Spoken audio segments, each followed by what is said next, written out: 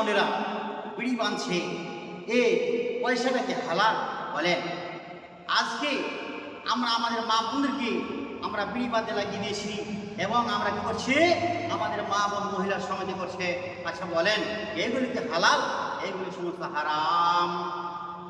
তাহলে আল্লাহ রাসূল বললেন, যারা নেশা তৈরি করে, যার জন্য তৈরি করা হয়, যারা সেই বাসনটাকে উঠালো, যার জন্য ওটা হলো, এবং যারা কি করলো, এটাকে বিক্রি করলো, এবং যারা ওই বিক্রি করে যারা ওই পয়সাটাকে যারা খেলো, আল্লাহ রাসূল 10 শ্রেণীর মানুষের অভিশাপ করেছেন, লানাত করেছেন। আহারে, আজকে আমরা আমাদের মা বোনদেরকে বিড়ি বাঁধতে লাগিয়েছি, এবং শুধু তাই নয়, এই মহিলা সমিতি জড়িয়ে দিয়েছে, আমরা কি করেছি, সুদের কারবারে জড়িয়ে দিয়েছি।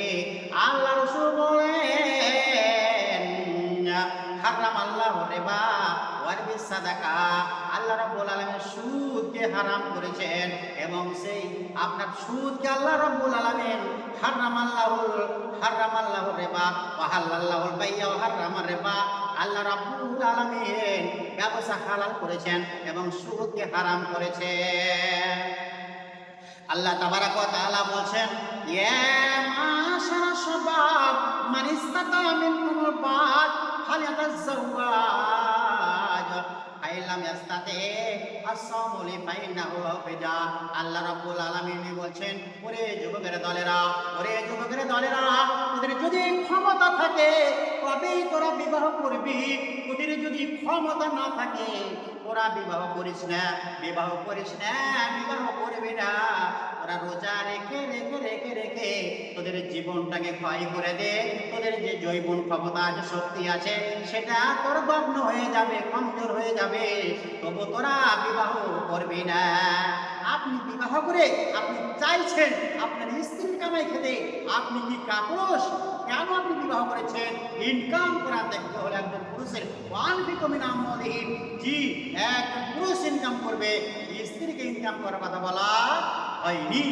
আপনি বিবাহ করে আপনার স্ত্রীকে আজকে বন্ধন ব্যাংকে লাগিয়েছেন, সমিতিতে ভরে দিয়েছেন, আজকে বিড়িতে লাগিয়ে দিয়েছেন, কি আপনি চোখ চালু করেছেন? এই সমস্ত যে হারাম, সুদ যে হারাম, আল্লাহ রাসূল বলেছেন, জি, কোন 70টা সুদের শাখা আছে, কোন শাখা আছে, তার মধ্যে সবচাইতে ছোট গুনাহ হলো মায়ের সঙ্গে জনা করে যে গুনাহ হয়, এতটা গুনাহ হবে, নাউযুবিল্লাহ।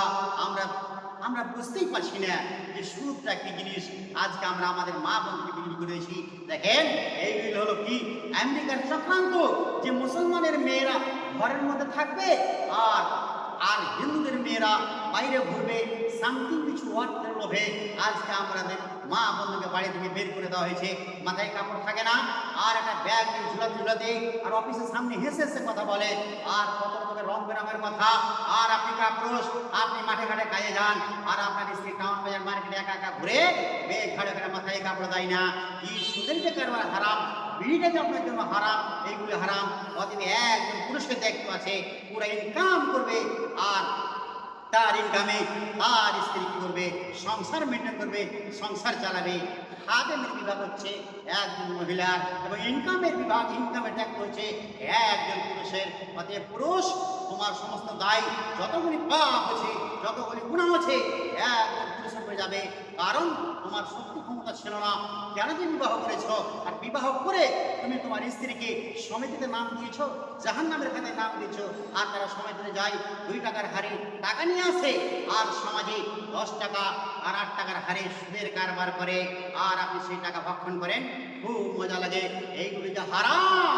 আপনি এই টাকাতে সালাত আদায় করতে আসলে আপনার সালাত কবুল হবে না, আপনার দোয়া কবুল হবে না, আপনার যে হারাম। আল্লাহ রাসূল ইয়াদখুলুল জান্নাতা বিল হারামে, যারা হারাম সঞ্চয় করে, হারাম মাল খায়, তারা ওই আল্লাহর পবিত্র জান্নাতে তারা কখনোই তারা যাবে না।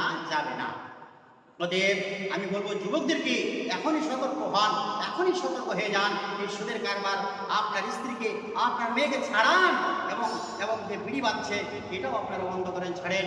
এটাও হলো হারামের কারবার। এই কারবার যদি না ছাড়েন তাহলে বাঁচার কোনো পথ নেই, আমাদেরকে সোজা রাস্তায় যেতে হবে, জাহান্নামে চলে যেতে হবে।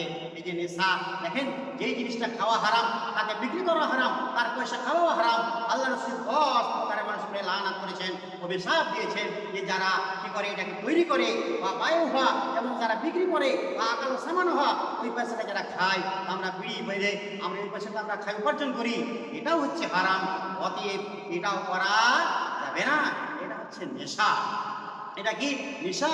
এবং আল্লাহ রাব্বুল আলামিন বলছেন যে ইনকাম করে দেখতে হচ্ছে একজন পুরুষের, মহিলাদের নয়। হ্যাঁ, হালাল পন্থা কিছু যদি উপার্জন করে বাড়ির মধ্যে তাহলে করতে পারে। মনে করে একটা সেলাই মেশিন আছে, সেলাই করছে কিংবা দুটা বডি সাবান করছে, এইগুলি করতে পারে। কিন্তু তাই বলে ওকে মানে ইনকাম করতে হবে, ওকে ব্যাংকে যেতে হবে, আর সুদের কারবার করতে হবে, আর বিড়ি বাঁধতে হবে, আরও কিছু করতে হবে, হারাম পন্থায় তাকে এই ইনকাম করে দেখতে দেওয়া হয়নি। এবং যা গুনাহ হবে, যা পাপ হবে, কি পুরুষের উপরে যাবে। কারণ আল্লাহ রাব্বুল আলামিন বলছেন আর-রিজালু কাওয়ামুন আলান নিসা বিমা ফাজ্জালাল্লাহু বা'দুহুম আলা বা'দ। আল্লাহ রাব্বুল আলামিন বলছেন, ওরে পুরুষ, তোমাদের স্ত্রীর উপরে আমি তোমাকে প্রতিনিধি বানিয়েছি, তোমাকে দায়িত্বশীল বানিয়েছি। তোমার কথায় তোমার স্ত্রী উঠবে বসবে, তোমার কথা মতো চলবে। অতএব তুমি হলে তোমার স্ত্রীর উপরে তুমি মালিক, তুমি হলে প্রতিনিধি। কিন্তু এখন আমাদের উল্টা হয়ে গেছে, আমরা স্ত্রী করে সবাই চলছি, স্ত্রী যা বলছে তাই শুনছি। বলছি এ বাড়িতে থাকা যাবে না, চলো বাগানে একটা ঝুপড়ি ঘর করবো, বাপ্পার সঙ্গে থাকা যাবে না, সেখানে যে ঘর করছি। হয়তো এইদিকে নেই আমাদের এলাকাতে, বাপ মাকে ছেড়ে জানেন বাগানে একটা ঝুপড়ি করে ঘর করে আছে। বলছে তোমার বাপ্পার সঙ্গে আমি থাকতে পারবো না, আমাকে যদি আলাদা করে ঘর করে যদি খাও তাহলে আমি আছি, আর না হলে নাই।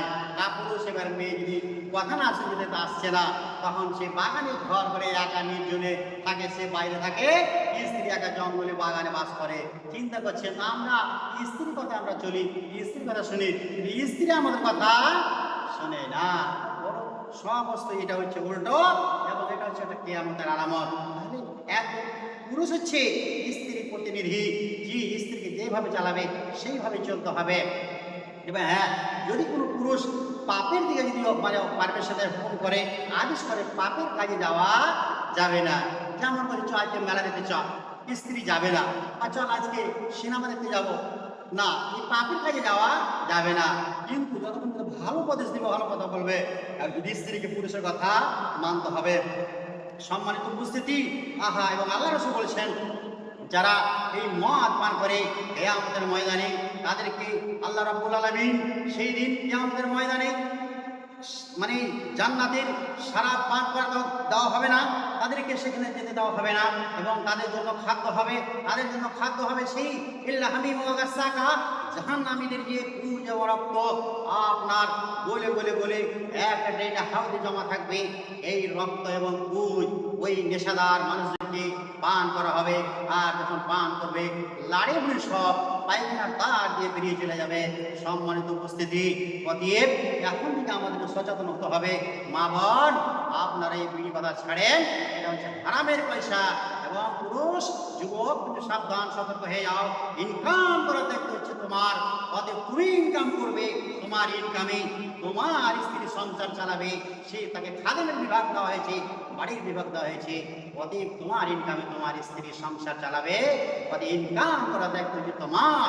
আল্লাহ বলছে আর-রিজালু কাওয়ামুন আলান নিসা, জি, একজন স্ত্রীর উপরে পুরুষ হচ্ছে প্রতিনিধি, সেই হচ্ছে মালিক। অতএব আপনাকে ইনকাম করে দেখতে দেওয়া হয়েছে, আপনি ইনকাম করেন, হালাল পন্থায় রুজি উপার্জন করেন। আপনি অল্প ইনকাম করেন, 3 টাইম না খেয়ে 2 টাইম খাবার খান, হালাল রুটি খান, তাহলে হালাল রুটির মধ্যে বরকত আছে। আপনার সালাত কবুল হবে, আপনার দোয়া কবুল হবে। এই রুজির মধ্যে আপনার বরকত রয়েছে। হারামের ইনকামে বরকত নেই। আপনি কোন দিক ইনকাম করবেন, কোন দিক দিয়ে হারামে চলে যাবে আপনি বুঝতে পারবেন না। শেষের বেলায় দোয়া করব রব্বুল আলামিন যাতে আমরা হালাল পন্থায় রুজি উপার্জন করতে পারি। আমাদের স্ত্রী, আমাদের ছেলে, আমাদের মেয়েদেরকে যেন সে হারাম পথে যে উপার্জন করছি, যে বিড়ি বাঁধছি, কিংবা এই যে আপনার মহিলা সমাজে নোকরা করছি, এইগুলি থেকে যেন আল্লাহ রাব্বুল আলামিন আমাদেরকে হেফাজত করার বাঁচার তৌফিক দান করেন। আমিন, আল্লাহুম্মা আমিন। আসসালামু আলাইকুম ওয়া রাহমাতুল্লাহ।